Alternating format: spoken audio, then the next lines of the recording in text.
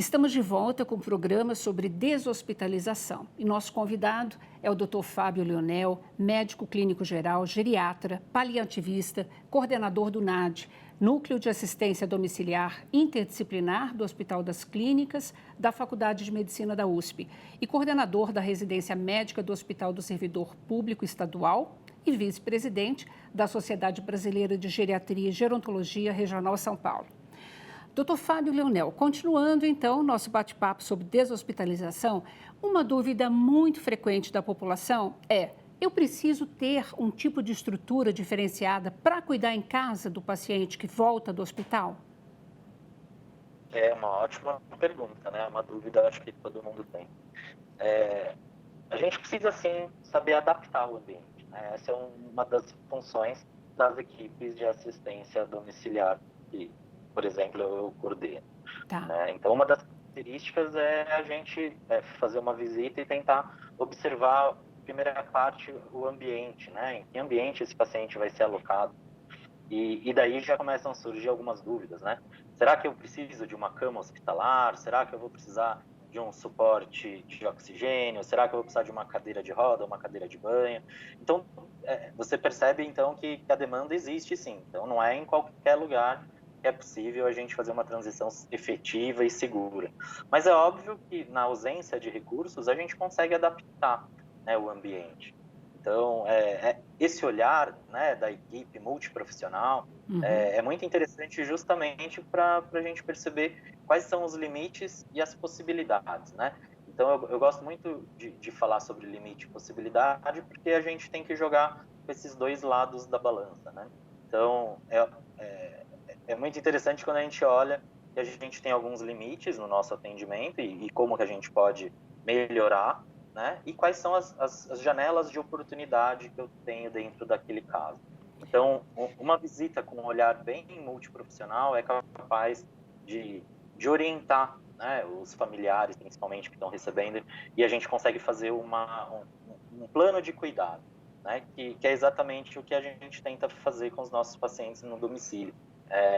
Esse plano terapêutico que a gente fala, a gente pega lá da atenção básica e faz aquele plano terapêutico singular. Então, a gente pega o indivíduo e prioriza o que é importante. Então, primeiro, para a gente receber esses pacientes, será que ele realmente vai se adequar naquele quarto e naquele banheiro? Então, vamos adaptar o banheiro, colocar, né, um corrimão, elevar o assento sanitário, tirar o box, né, de cortina, vamos readaptar, colocar uma cadeira de banho. E da parte do quarto, será que aquela cama é adequada ou não? E tudo isso a gente faz antecipadamente, né, antes do paciente tentar ter a alta do hospital. Né? Será que ele vai precisar de um oxigênio? Eu tenho que ver tudo isso antes, né? Por isso que o processo de alta ele tem que começar muito tempo antes, já dentro do hospital. E esse olhar multiprofissional é muito importante. Então, a preparação talvez seja o primeiro passo aí mais decisivo na hora de receber. Mas é muito possível a gente adaptar até nos locais mais simples, né? Estou falando simples de recurso financeiro, a gente consegue atender a demanda de pacientes complexos. Hoje em dia, com uma população cada vez mais idosa, muitas doenças crônicas, né, que vão se perdurar por muito mais tempo em termos desses cuidados. Então, essa comunicação, essa orientação da sua equipe com a família, ela imagino que é uma das partes principais, um dos maiores desafios, né, dessa deshospitalização.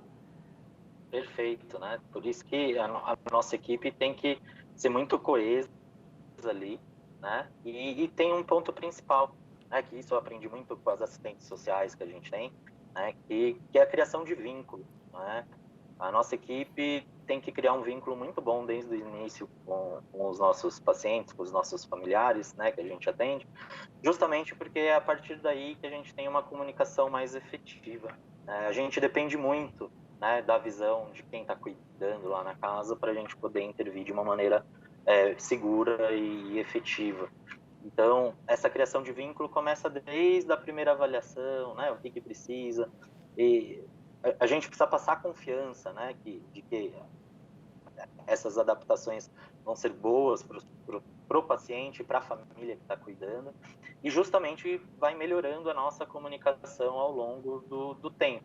Então, por exemplo, se a gente coloca como prioridade uma reabilitação física primeiro, então vamos melhorar ali o ambiente para que ele possa usar o andador. Às vezes não tem nem espaço para colocar um andador dentro de casa, para colocar o fio do oxigênio. Então, quando a gente explica, né, e faz por partes dentro de um plano, as coisas ficam muito mais fáceis, né? E essa é a maneira que a gente tem de melhorar a nossa comunicação, né? Então, criando vínculo, tendo um canal, né, de comunicação sempre aberto com os cuidadores, com os pacientes, mas tudo isso dentro dos nossos limites, né? Por exemplo, a minha equipe, a gente não consegue atender 24 horas por dia, e nem sábados e domingos, e feriados, por exemplo. E como é que a gente vence isso? Com um vínculo, com estratégias a eventos adversos, né? Então, cada assistência domiciliar, cada serviço tem uma característica, né? E a grande arte de atender bem esses pacientes é saber se comunicar e se antever a esses eventos que possam trazer algum prejuízo para o paciente ou para o familiar.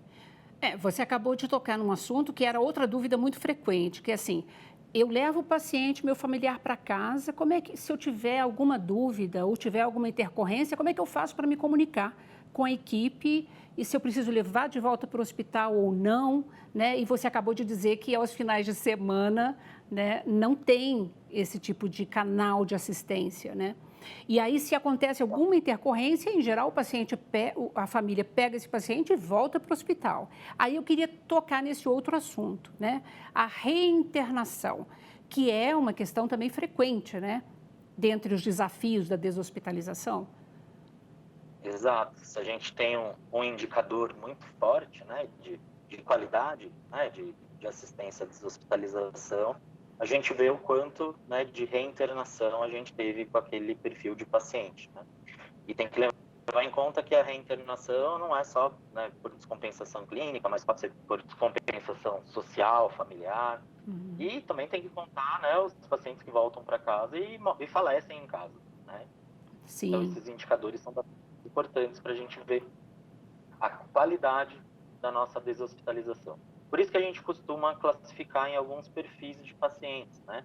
Então, a gente tem aquele perfil de paciente que tem uma reabilitação e a gente sabe que vai durar menos tempo. A gente tem os pacientes que vão ter reabilitação, mas que vão ter uma longa permanência. E a gente tem o perfil daqueles pacientes que vão ter cuidados paliativos em casa, que aqueles a gente sabe que vai falecer uma quantidade de tempo menor. Então, a gente precisa trabalhar com cada perfil de paciente com indicadores diferentes para cada perfil de paciente. Perfeito.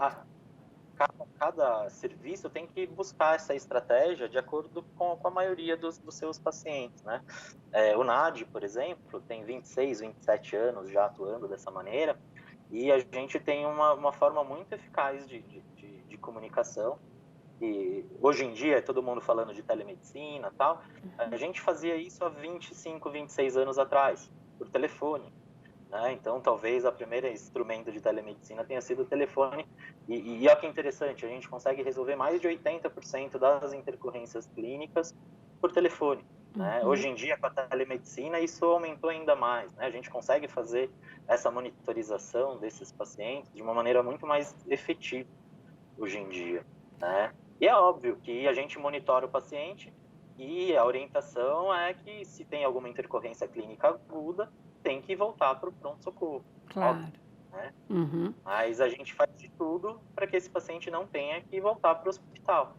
Por isso que a antecipação de sintomas é muito importante. O nosso olhar cuidadoso sempre dentro do domicílio, justamente para que a gente não tenha essas intercorrências de uma maneira que a gente não possa controlar, né? Que a grande maioria dessas intercorrências a gente consegue controlar. E Perfeito. isso que faz, né, a nossa assistência dentro do domicílio. Uhum. Fábio, você no início falou, às vezes a gente avalia nesse plano de cuidado se precisa uma cama hospitalar, se precisa de um andador, enfim. Esses apetrechos, eu vou chamar assim, é o paciente, a família que precisa adquirir, alugar, comprar ou está dentro do plano também de cuidados pelo SUS? No SUS é muito difícil a gente encontrar lugar em que a gente consegue ter esses apetrechos, esses dispositivos, como você bem mencionou, para todos, né? A gente não tem para tudo. Então, vou citar no HC, por exemplo, a gente tem uma rede, né, dentro do serviço social, junto com as doações, né, que a gente consegue direcionar, né, alguns desses dispositivos para alguns pacientes, aqueles que precisam mais. Mas, de uma maneira geral, o processo é um pouco burocrático, realmente, para a gente conseguir tais dispositivos. Então, a gente não tem para todo mundo.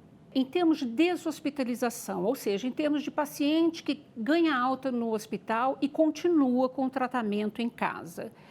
Nós estamos falando de um número ainda muito pequeno ou isso vem crescendo de fato hoje em São Paulo, por exemplo? De fato, vem crescendo e muito, né? Se a gente pegar há 20 anos atrás e comparar hoje, a gente percebe que o número é exponencial, justamente pela alocação correta de recursos, né? Bom, doutor Fábio, nós chegamos ao final do programa. Quero agradecer muito a sua participação. Eu acho que esse é um assunto importante, inclusive, para esclarecimento por parte da população, para ficar menos receoso, porque, afinal de contas, sair do hospital, voltar para o seio familiar é qualidade de vida, né, quando a gente fala em termos de saúde. Muito obrigada, viu, pela sua participação. Perfeito, muito obrigado pelo convite, estou à disposição aí. E adoro falar sobre esse assunto. E quem sabe mais a gente pode esmiuçar mais coisas. Até logo, muito prazer. Obrigada. Obrigada a você também que nos acompanhou até aqui. E se quiser rever esse ou qualquer outro dos nossos programas, acesse saopaulo.sp.leg.br/TV Câmara SP ou nas nossas mídias sociais. TV Câmara São Paulo, assista, fique sabendo. Muito obrigada.